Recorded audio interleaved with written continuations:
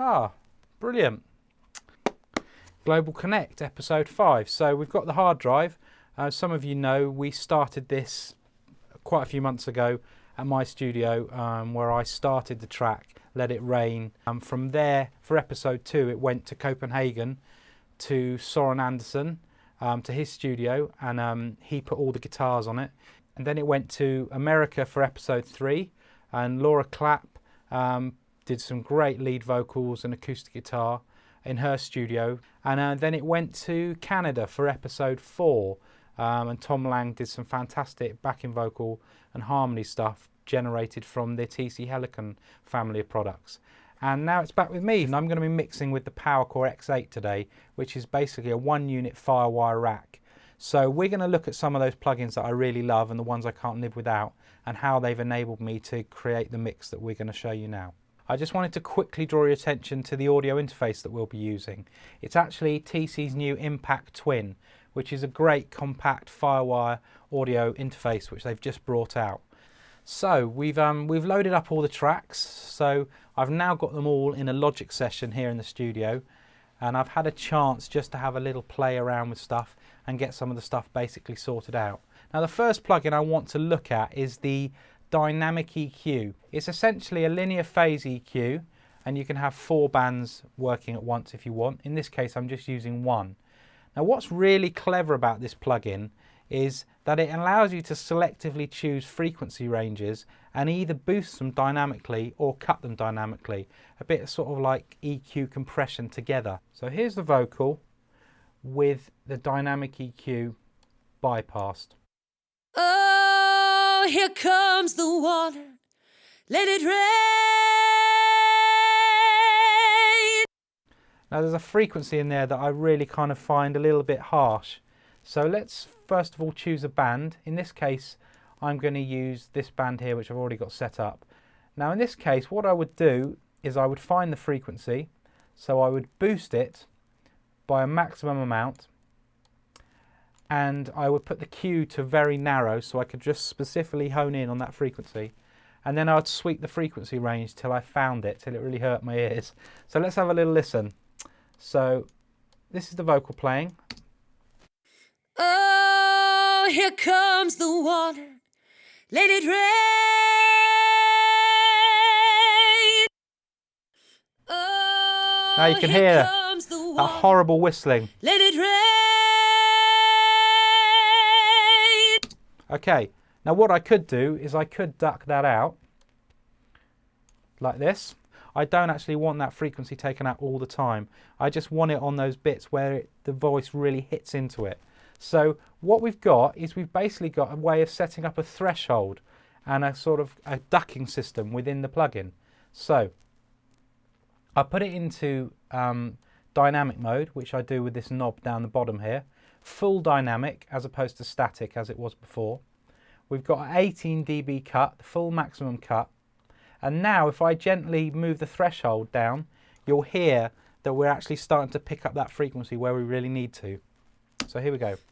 Oh, here comes the water. And now you can see Let it rain. that we're actually ducking the frequency just on those points. So as you can see, this is an incredibly powerful tool for all sorts of corrective things that you might want to do dynamically. I find it very useful on guitars when you've got like harmonics and stuff which are really coming through and you just want to duck them, but as I say, you don't want to put blanket EQ on tracks and sort of dull the sound off or change the character of the sound too much. Okay, the next plugin we're going to talk about is the TubeTech CL1B.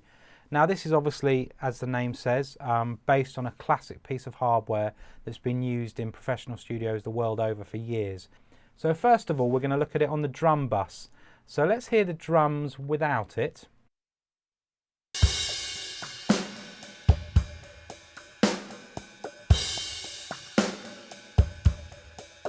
Now let's hear it over the whole mix. Can you hear how that really brings it and makes it lively and kind of sort of gels all the elements together? And without it again, kind of becomes a little bit thin and lifeless. But the great thing about the CL1B is it's got a real character to it, and it has a way of bringing things kind of more present and kind of 3D in your mix. And that's why I love it on drums, I love it on vocals, guitars, lots of things really. Okay, so I've shown you the CL1B on some drums. Now let's use it on some guitars. So I've got it strapped across the bus for a pair of spread guitars that Soren did, mic'd up with 2 different mics and then put to a bus so that we can compress them together. So let's hear the guitar without the CL1B. Okay, now with the CL1B.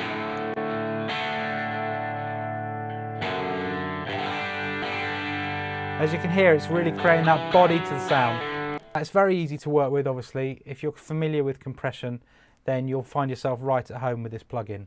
Okay, so onwards and upwards to the next plugin that I want to feature today. Now this is a great reverb plugin that's been on the PowerCore platform for a while, but again, it's one of my staples that I use on so many things. And that's the DVR2. So let's have a little look at what it looks like. As you can see, it's got a different look to it, and that's because it's from the System 6000 family of plugins based on TC's high-end System 6000 DSP device that again is used the world over in post-production, studios and mastering facilities. So this is basically an emulation of the classic EMT 250 plate, and so it gives you that tremendously rich kind of vintage sounding reverb. So this is Laura's verse, and this is with the DVR2 on. Come together is what they say. Fall down on your knees and pray. You can really hear that lovely warm tail. But what were they doing when the rain came? And it's a very soft reverb, so it's not taking over the sound.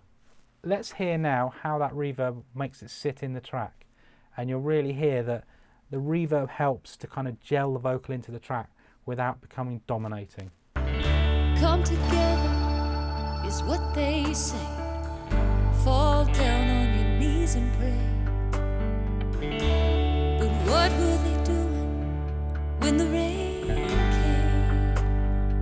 As you can hear, it's just a lovely rich reverb that kind of envelops everything that it's going through. Okay, so the last plugin I want to talk to you about, and that's the MD3. Now, I'll probably deliver this mix without the MD3 as well to whoever's going to master it, because obviously we wouldn't want the mix to be too inflated that you couldn't do stuff with it afterwards. So let's look at the MD3. Very simple to work with. It's got 4 or 5 different pages. Let's concentrate today on the compression page, and I'm going to look at the threshold. So let's have a little listen to the mix without the multiband on first. Here comes the sun, you have nothing to fear. With grace on your side as the clouds disappear. Now we're Rediscover the place where you had a dream. As the sun shines down, let it rain, let it rain now. Now without. Oh, let it rain, let it rain. Now with again.